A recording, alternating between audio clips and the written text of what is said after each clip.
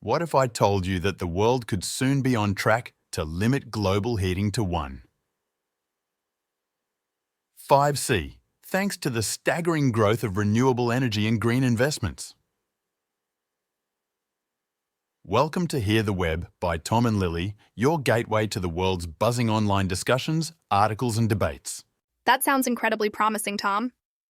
I suppose this reflects the statement by Fatih Birol, the executive director of the International Energy Agency, who seems quite optimistic about the future of global warming. Intriguingly, the rapid uptake of solar power and electric vehicles seems to be a major factor driving this positive outlook. That's right, Lily.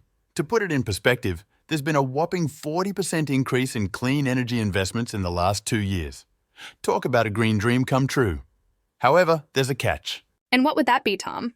While it's tremendously encouraging that solar installations and EV sales are growing, I sense we're still missing something. Indeed, not all is rosy. Birol reminds us that greenhouse gas emissions still remain stubbornly high and adverse weather conditions confront us with an ever-changing climate. It's a huge challenge, Lily. Quite sobering indeed. So what's the International Energy Agency's plan to tackle this scenario?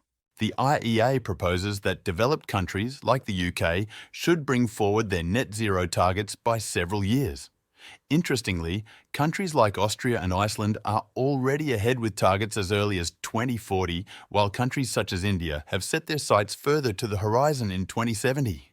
I see, so it's not just about setting goals, but also about the urgency of attaining them. As Birol pointed, the upcoming UN Climate Summit in Dubai this year could be a great forum for countries to not just present, but to commit to stronger plans for emissions reduction. And how? The wish list includes tripling renewable energy by 2030 and cutting energy sector methane emissions by 75%.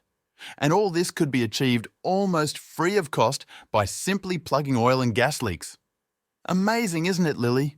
Truly, but as is often the case, political caprices might present a roadblock.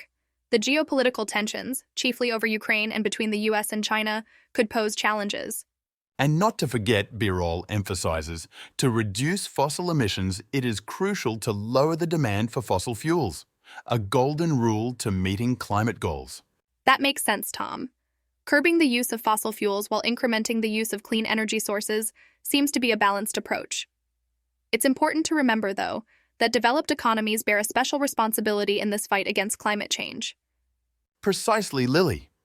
Birol underlines that wealthy nations have the onus to amplify their ambition in renewables, energy efficiency, and fossil fuel reduction. And yet, a report by the campaigning organization Uplift mentions that among the wealthy nations, the US, Canada, Australia, Norway, and the UK are culpable for over half of all planned oil and gas field developments up to 2050. In summary, folks, while the staggering growth in green investments and renewable energy inspires hope in combating global heating, the challenges are great and it requires the commitment of all nations, especially the developed countries, to overcome.